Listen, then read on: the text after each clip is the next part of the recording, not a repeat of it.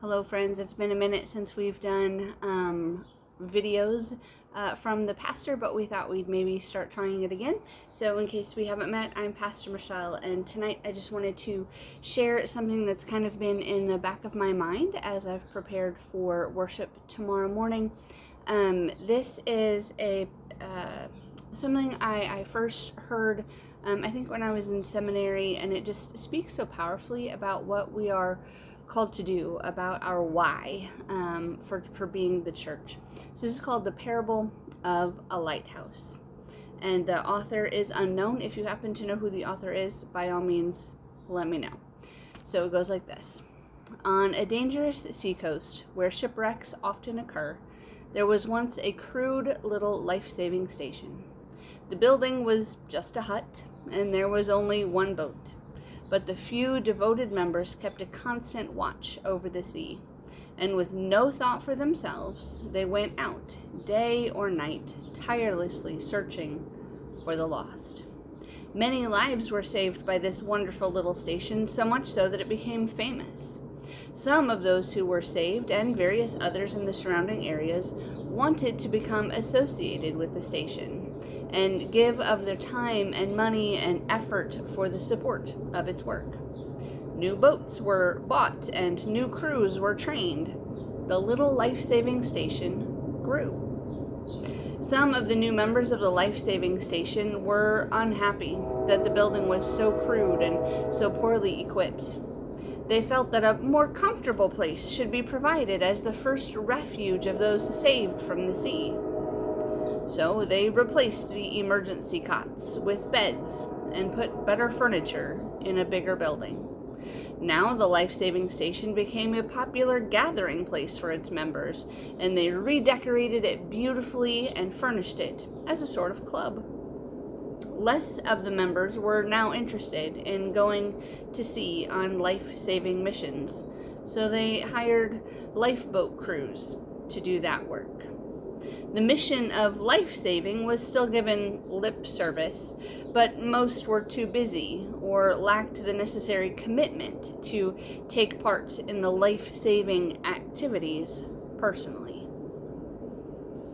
About this time, a large ship was wrecked off the coast, and the hired crews brought in boatloads of cold, wet, half-drowned people. They were dirty and sick. Some of them had skin tones that were different than those who were there before them. Some spoke a strange language. And the beautiful new club got considerably messed up. So the property committee immediately had a shower house built outside the club, where victims of shipwreck could be cleaned up before coming inside. At the next meeting, there was a split in the club membership. Most of the members wanted to stop the club's life-saving activities because it was unpleasant and it had become a hindrance to their normal life pattern at the club. Some members, though, insisted that life-saving was their primary purpose, and they pointed out that they were still called a life-saving station. But those voices were voted down, and they were told that if they wanted to save the life of all the various kinds of people who were shipwrecked in those waters, they could begin their own life-saving station down the coast. And so they did. As the years went by, the new station experienced the same changes that had occurred in the old.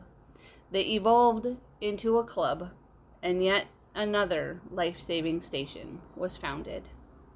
If you visit the seacoast today, you will find a number of exclusive clubs along that shore.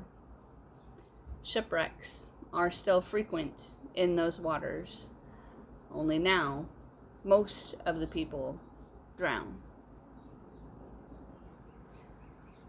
The reason that parable is on my mind tonight is it just speaks so powerfully to what we are about as a church. We are not called to be a club. We are called to be a life-saving station, welcoming all as they are, helping them find what we have found in God, safety, stability, and more important than anything else, the love of a Savior. So I hope you will come. That will kind of be, I'm not going to read this, it's too long to read in church tomorrow, so I wanted to share it here. But it's kind of the undercurrent to a lot of what I will speak about as we reflect on John Wesley's call, his quote, that the world is my parish. We'll see what that has to do with the prophet Isaiah and his vision of the end times, and of God welcoming all people to his home. Friends, I hope to see you there tomorrow.